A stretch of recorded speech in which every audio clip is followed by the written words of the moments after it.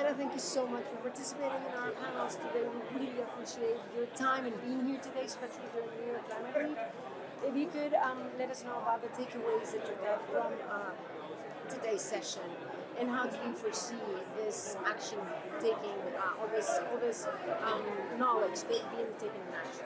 Yeah, well, it's been so inspiring to be here during Climate Week. A number of the panelists talked about just how much the conversation has changed at Climate Week, that I feel like you can't organize a Climate Week without talking about food. That's a huge shift. For years, those who were concerned about the climate weren't telling the story that a third of all emissions are coming from how and where we produce our food, that food is both a sort of driver of the crisis, but that our farmers are also key to the solution, that we can transform food systems to make food systems more resilient, more productive in the face of weather shocks, and actually able to adapt to climate change and reduce emissions.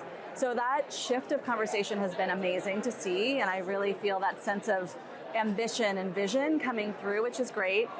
And I feel like we're all very clear here that there is so much more work to be done. So at the Global Alliance for the Future of Food several years ago, we looked at how much climate finance is going into food systems transformation, knowing that, as I mentioned, food systems are responsible for a third of all emissions.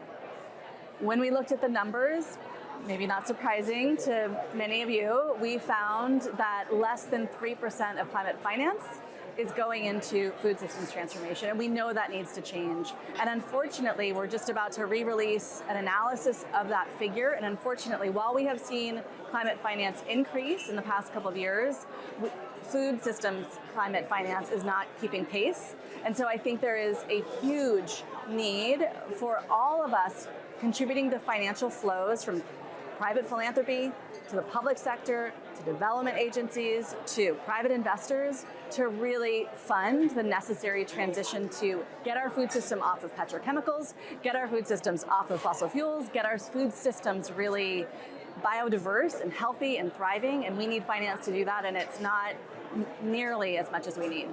Wonderful. What do you see as the main pain points for that, and how would you expect for them to be solved?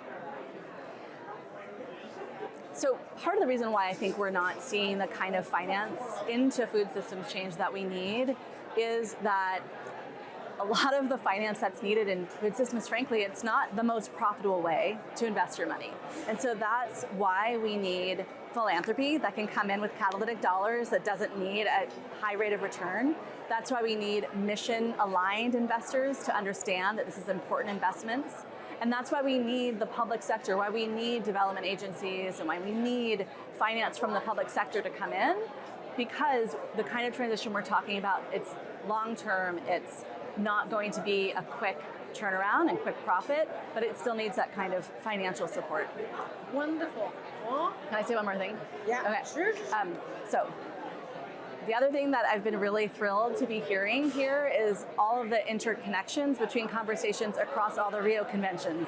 So knowing that we need to talk about food when we're talking about desertification, when we're talking about biodiversity, and we're talking about climate. And one of the things I've been really excited to see that we are working on with a number of partners around the world is a call to action to incorporate agroecology, to incorporate a kind of ecological food systems transformation into national plans around biodiversity. So the Global Alliance and partners are launching that at the CBD this year, and it's exciting to see how much energy there is and how much interest there is, and really seeing those linkages between food and biodiversity.